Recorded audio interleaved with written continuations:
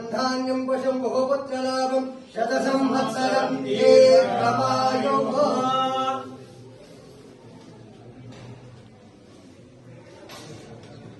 ಕೇಶವನಿಗೂ ನಾರಾಯಣಗೂ ಏನು ರೂಪದಲ್ಲಿ ಶಂಖಚಕ್ರ ಚೇಂಜ್ ಆಗುತ್ತೆ.